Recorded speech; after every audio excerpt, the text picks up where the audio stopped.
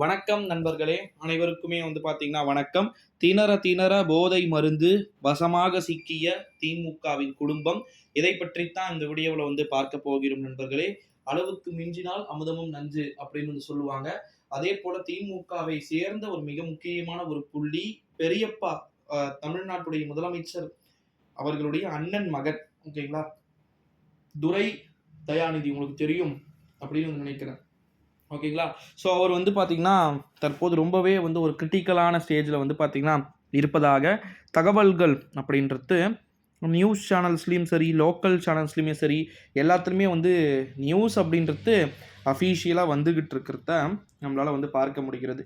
இந்த ஒரு சூழ்நிலையில் தான் நம்முடைய தமிழ்நாட்டை பொறுத்த வரைக்கும் மதுரை மாவட்டத்தின் மைந்தனாக இருந்து கொண்டு கிட்டத்தட்ட கட்ட பஞ்சாயத்து, அடிதடி இது மாதிரி விஷயங்களுக்கு பார்த்தீங்கன்னா பெயர் போன ஒருவர் தற்போது திணற வேண்டிய ஒரு சூழலுக்கு தள்ளப்பட்டிருப்பதா தகவல்கள் என்பது வெளியாகி இருக்கிறது. யாரப்பா அந்த நபர் அப்படின்னு சொல்லிட்டு உங்களுக்கு கட்டாயமாக சந்தேகங்கள் என்பது இருக்கும் நிச்சயமாக இருக்கும். இந்த ஒரு சூழ்நிலையில தான் அது திமுகவின் குடும்பத்தை சேர்ந்த ஒரு மிக முக்கியமான புள்ளியாக மூக அழகிரியுடைய மகனைத்தான் சொல்கிறோம் நண்பர்களே. உங்கள் அனைவருக்குமே பார்த்தீங்கன்னா தெரியும் அப்படின்னு நினைக்கிறேன். அவர்தான் தற்போது பல்வேறு விதமான மாற்றங்களை நோக்கிய அரசியல்களை பார்த்தீங்கன்னா நகர்த்தி இருப்பதா தகவல்கள் என்பது வெளியாகி இருக்கிறத நம்மளால் பார்க்கப்பட முடிகிறது. ஓகேங்களா? இந்த ஒரு சூழ்நிலையில தான் கிட்டத்தட்ட பார்த்தீங்கன்னா திணற போதை மருந்து பயன்படுத்தினார். அதனால் அவர் எந்த நேரத்திலும் பார்த்தீங்கன்னா மரண நிகழ்வை கூட சந்திக்க வாய்ப்பு உண்டு அப்படின்னு சொல்லிட்டு தகவல்கள் என்பதெல்லாம் வெளியாக இது இன்னும் பரபரப்பை அதிகப்படுத்துகிறது அப்படின்னு சொல்லலாம்.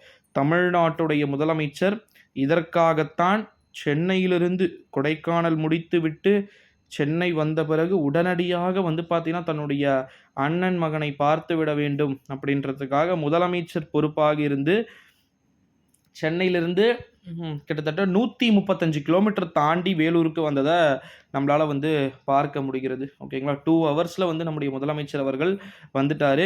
ஸோ இந்த ஒரு சூழ்நிலையிலே இப்படிப்பட்ட சம்பவங்கள் என்பது அரங்கேறி இருக்கக்கூடிய சூழல்களை நம்மளால் பார்க்க முடிகிறது அப்படின்னு சொல்லலாம் நண்பர்களே. ஸோ வெயிட் பண்ணி தான் பார்க்கணும்.